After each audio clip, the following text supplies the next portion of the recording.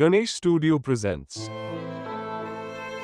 नमस्कार। आज हम एक बड़ी ही सरल सी लेकिन बहुत गहरी कहानी पर बात करने वाले हैं। कहानी का नाम है सद्भाव का नमक। तो चलिए एक सवाल के साथ शुरुआत करते हैं। जब जिंदगी में मुश्किलें आती हैं, है ना, जब सब कुछ बिगड़ता हुआ नजर आता है, तो असल में हमें बचाता क्या है? क्या वो पैसा है या ताकत या फिर कुछ और? बस इसी सवाल को जरा मन में रखिएगा और चलिए कहानी में चलते हैं। तो कहानी है एक बहुत अमीर लेकिन उससे भी ज्यादा समझदार सेठ की।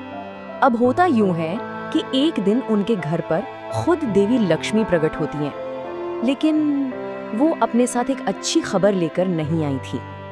देवी लक्ष्मी ने सेठ को जो बताया वो सुनकर तो किसी के भी पैरों तले जमीन खिसक जाए। उन्होंने कहा कि वो अब उनका घर छोड़कर जा रही हैं और उनकी जगह लेने आ रहा है नुकसान। जरा सोचिए, ये कितनी बड़ी बात थी। मतलब उनकी सारी की सारी दौलत, सारी समृद्धि, सब कुछ खत्म होने वाला था। मगर यहीं पर कहानी एक बहुत ही दिलचस्प मोड़ लेती है। देवी लक्ष्मी जो थी वो सेठ की भक्ति से बहुत प्रभावित थी, तो उन्होंने जाने से पहले सेठ को एक आखिरी वरदान मांगने का मौका दिया। और ये एक ऐसा मौका था जो सेठ और उनके परिवार का भविष्य तय करने वाला था। तो अब सवाल ये उठता है कि सेठ ने आखिर मांगा क्या होगा? क्या और ज्यादा पैसा मांगा या ये कि नुकसान कभी आए ही ना? चलिए देखते हैं कि उस समझदार सेठ ने इस कीमती मौके का इस्तेमाल कैसे किया। और यहीं पर सेठ की बुद्धिमानी सामने आती है। देखिए, उन्होंने ना तो और धन मांगा ना कोई संपत्ति।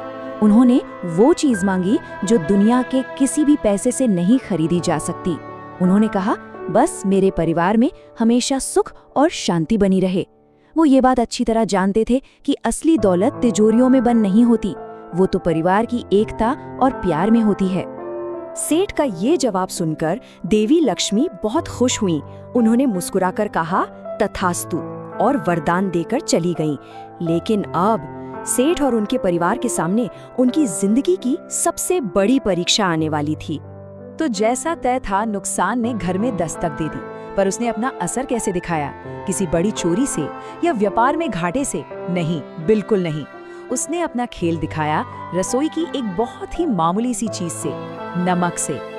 और बस यहीं से नुकसान ने अपना काम शुरू कर दिया। कहते हैं ना, विनाश काले विपरीत बुद्धि, बस वही हुआ। सबसे छोटी बहू ने खिचड़ी बनाई और उसमें नमक डाला, ठीक है। फिर दूसरी बहू आई, उसने बिना चखे उसमें फिर से नमक डाल दिया। हद तो तब हो गई जब तीसरी और फिर चौथी बहू ने भी यही काम दोहराया। मतलब सोचकर देखिए, एक ही खिचड़ी में 4-4 बार नमक, 4 गुना नमक। अरे वो खिचड़ी थोड़ी बची होगी, वो तो नमक का पहाड़ बन गई होगी।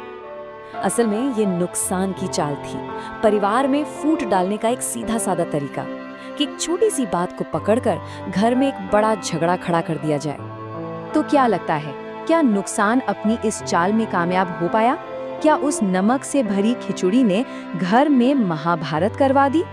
चलिए देखते हैं कि सेठ के परिवार ने इस परीक्षा को कैसे पास किया।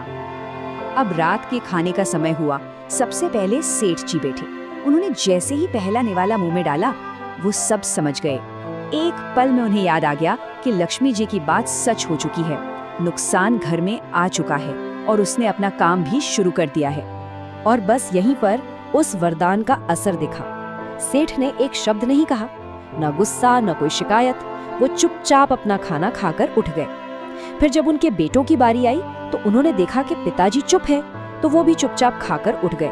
उन्होंने अपने पिता की खामोशी का मान रखा और बस एक एक करके पूरे परिवार ने ऐसा ही किया। घर में वैसी ही शांति बनी रही, किसी के मुंह से एक उफ तक नहीं निकली। तो देखिए, परिवार अपनी परीक्षा में पास हो गया था। उन्होंने अपनी एकता और शांति से नुकसान के पहले हमले को पूरी तरह नाकाम कर दिया था। अब बारी थी नुकसान के हार मानने की। उसी रात को सेठ के सपने में नुकसान खुद आया, लेकिन इस बार वो डराने नहीं आया था, बल्कि हाथ जोड़े खड़ा था। वो अपनी हार मान चुका था। उसने सेठ से कहा, मैं ये घर छोड़कर जा रहा हूँ। मैंने तो बस जरा सा नमक ज्यादा किया था और आप सबने मिलकर जैसे किलो भर नमक खा लिया, पर किसी ने एक शब्द नहीं कहा। जिस परिवार में इतना प्यार और इतनी शांति हो, वहां मुझ जैसे नुकसान का कोई काम नहीं। और इस तरह सेठ के उस एक वरदान ने नुकसान को ही घर से निकाल बाहर किया। तो ये कहानी सिर्फ सुनने सुनाने के लिए नहीं है। इसके अंदर जीवन का एक बहुत गहरा राज, एक बहुत गहरा सार छिपा है। एक ऐसी सच्चाई जो तब भी सच थी और आज भी उतनी ही सच है। तो क्या सबक मिलता है हमें इस कहानी से? पहली बात कि जिंदगी में उतार चढ़ाव तो आते ही रहेंगे, कभी फायदा कभी नुकसान, ये तो चलता ही रहता है। दूसरी बात कि परिवार का प्यार और एकता ही हर मुश्किल के सामने एक ढाल बनकर खड़ी होती है। और सबसे जरूरी बात, असली दौलत सोना चांदी या बैंक बैलेंस नहीं है, बल्कि वो शांति है जो घर के अंदर होती है। तो आखिर में बस एक सवाल छोड़कर जा रहा हूँ, ये जो आपसी सद्भाव है, ये जो प्यार है, ये हमारी जिंदगी में ऐसा कौन सा नमक घोलता है, ऐसा कौन सा स्वाद भरता है, जिसे दुनिया की कोई भी दौलत कभी नहीं खरीद सकती? इस पर सोचिएगा जरूर।